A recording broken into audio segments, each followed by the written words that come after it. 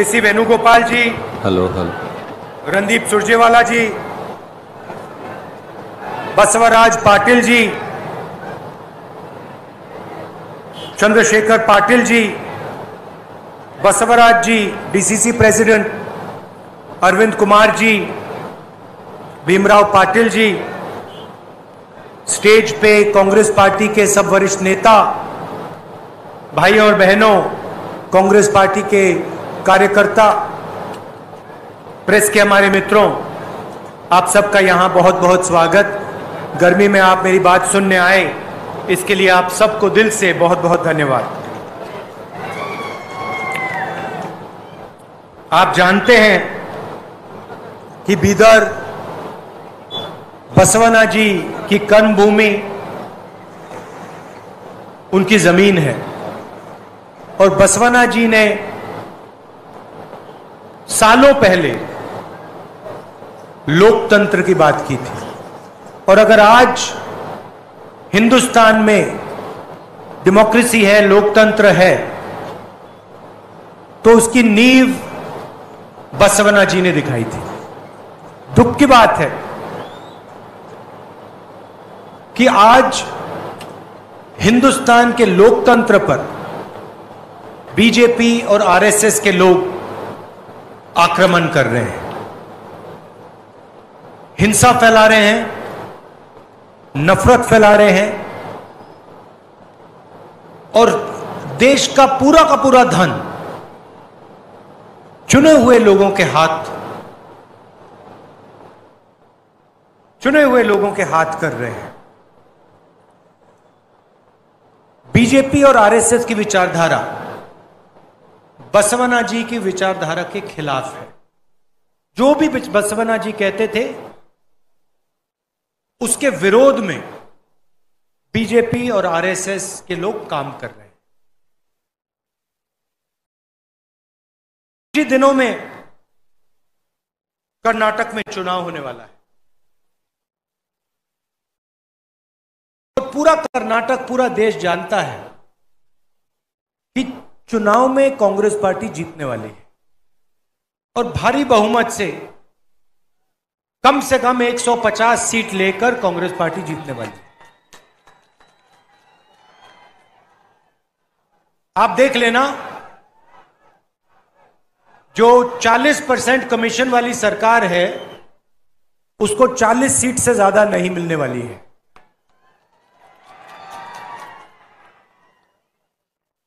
हिमाचल के चुनाव हुए थे, छत्तीसगढ़, मध्य प्रदेश चुनाव हुए और कांग्रेस पार्टी के नेता मेरे पास आए। उन्होंने कहा कि राहुल जी, हमें क्या करना चाहिए, और मैंने उनको 2 सुझाव दिए। पहला सुझाव था कि आप जो भी वायदे करो, ज्यादा वायदे मत करो, 2-3 चीजें गारंटी करके स्टेट को दे दो, मतलब झूठे वायदे मत करो। और दूसरा सुझाव मैंने दिया कि जो भी वायदे आप करोगे उनको आप पहले ही दिन, पहली कैबिनेट मीटिंग में पूरे कर दो। और वही मैं कर्नाटक के नेताओं को वही मैसेज देना चाहता हूं। नरेंद्र मोदी जी ने आपसे झूठे वायदे किए। उन्होंने आपसे कहा था कि हर बैंक अकाउंट में 15 लाख रुपए डालेंगे, कहा था, मिल गया 15 लाख रुपया। उन्होंने कहा था 2 करोड़ युवाओं को हर साल रोजगार देंगे, मिल गया 2 करोड़ युवाओं को रोजगार। उन्होंने कहा था काले धन को खत्म कर देंगे, नोटबंदी से काला धन खत्म हो जाएगा, नोटबंदी से काला धन खत्म हो गया। तो बीजेपी ने सिर्फ झूठे वायदे किए हैं। अब कांग्रेस पार्टी आपसे 4 वायदे कर रही है और ये जो वायदे हैं ये पहली कैबिनेट मीटिंग में कानून बना दिए जाएंगे। मतलब इनको पूरा करने में 6 महीने 1 साल नहीं लगेगा। इनको हम पहले दिन पहली कैबिनेट मीटिंग में कर्नाटक के लिए पूरा करके दिखा देंगे। ये चार वायदे कौन से हैं, मैं आपको बताना चाहता हूं।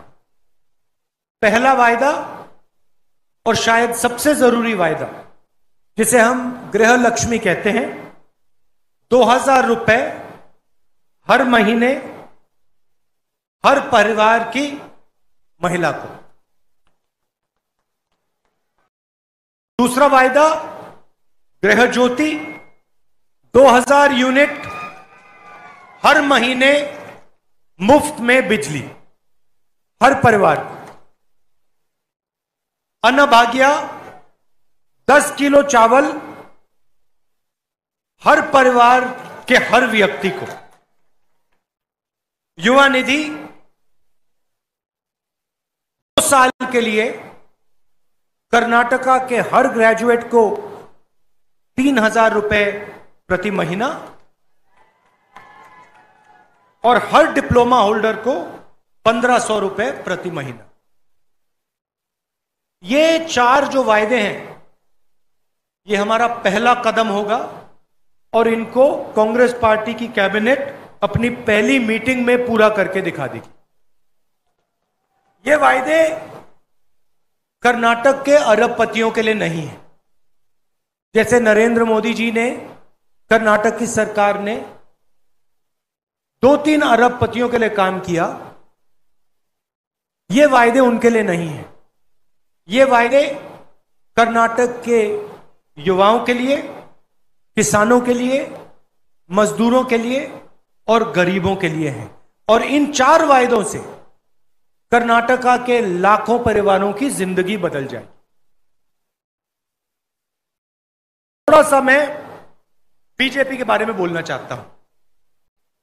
मैंने शुरुआत में कहा कि बीजेपी को सिर्फ कर्नाटक में नहीं, पूरे देश में 40% कमीशन वाली सरकार कहा जाता है।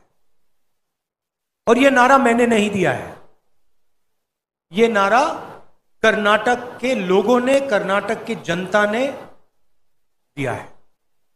आपने पिछले 5 सालों में अपनी आंखों से देखा, बीजेपी के भ्रष्टाचार को आपने देखा और आपने सहा।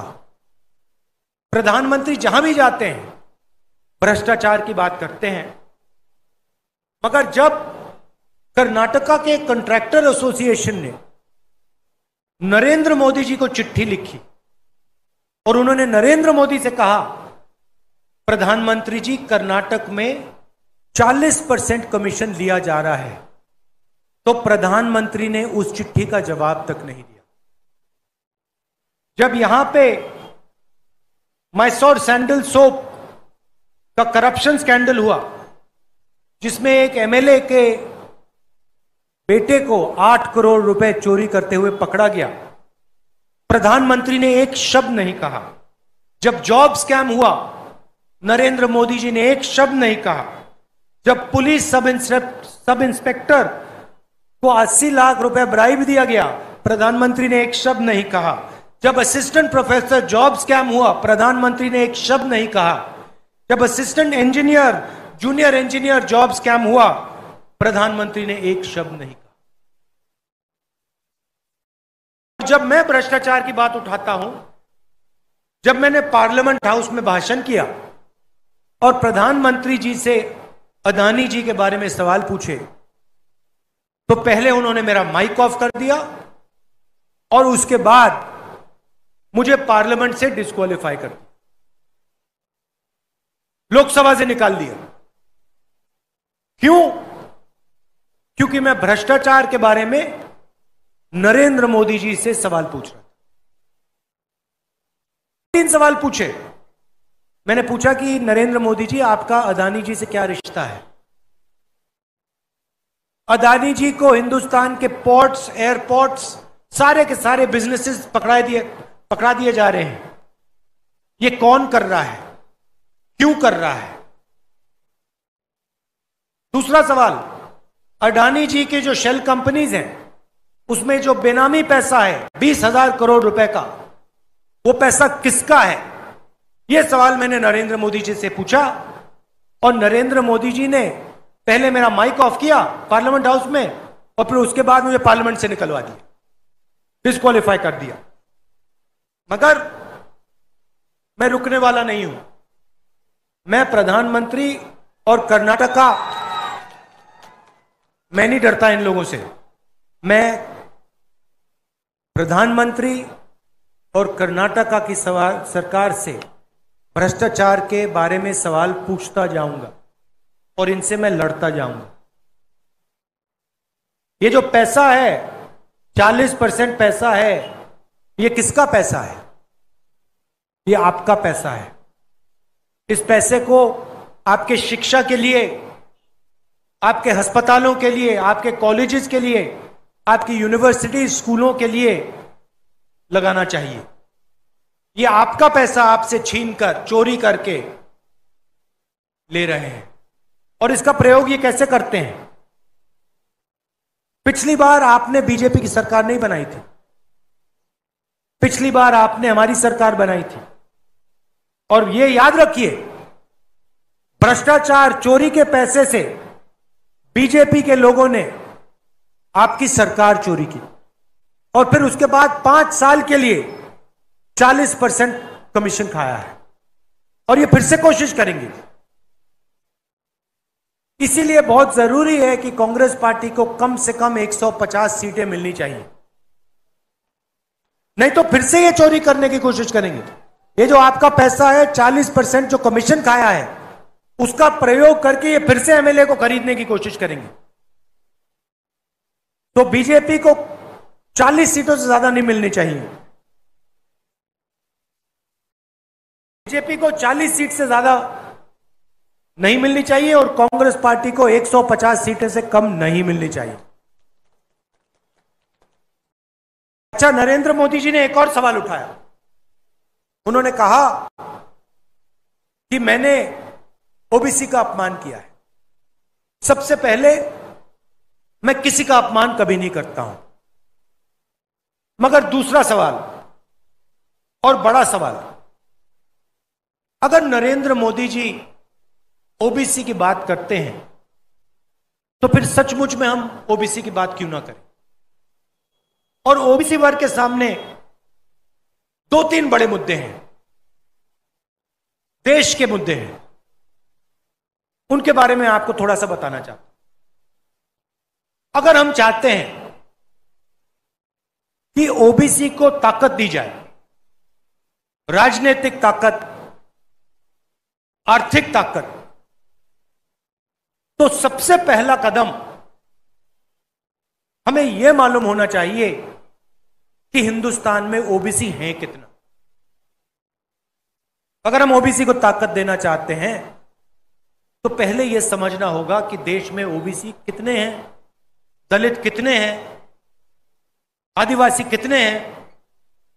अगर हमें यही नहीं मालूम तो हम ओबीसी को शक्ति, ओबीसी को ताकत कैसे दे सकते हैं? जब हमारी सरकार थी, यूपीए की सरकार थी, 2011 में हमने सेंसस किया था और पहली बार हमने सेंसस में सवाल पूछा था कि भैया आप ओबीसी हो, आप दलित हो, आप आदिवासी हो, आपकी जात क्या है?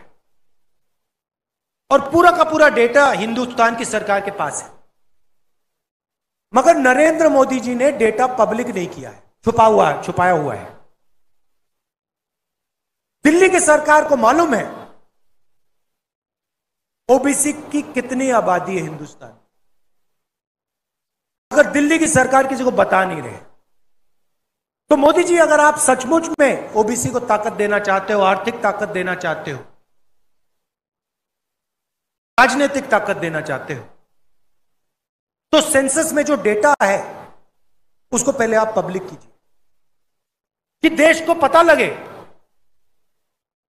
कि इस देश में ओबीसी वर्ग कितना है, दलित वर्ग कितना है, आदिवासी वर्ग कितना है। अगर आप नहीं करोगे तो कांग्रेस पार्टी यह काम करके दिखा देगी, क्योंकि हम झूठे वायदे नहीं करते हैं, हम सचमुच में ओबीसी वर्ग, दलित, आदिवासी वर्ग को ताकत देना चाहते हैं। हम चाहते हैं कि हिंदुस्तान के लोग, गरीब लोग, कमजोर लोग भी इस देश को चलाने में उनकी हिस्सेदारी हो। तो पहला कदम यह है, नरेंद्र मोदी जी, ओबीसी सेंसस जो है उसका डेटा आप पब्लिक कर दीजिए, देश को बता दीजिए इस देश में ओबीसी हैं कितने। दूसरा कदम, ये जो रिजर्वेशन पे 50% का कैप लगा रखा है कि देश में 50% से ज्यादा रिजर्वेशन नहीं मिल सकता, इसको आप हटाइए। दूसरा कदम, सचमुच में आप ओबीसी की बात करते हो, सचमुच में आप शक्ति देना चाहते हो, तो ये जो 50% का रिजर्वेशन का कैप है इसको परे करिए।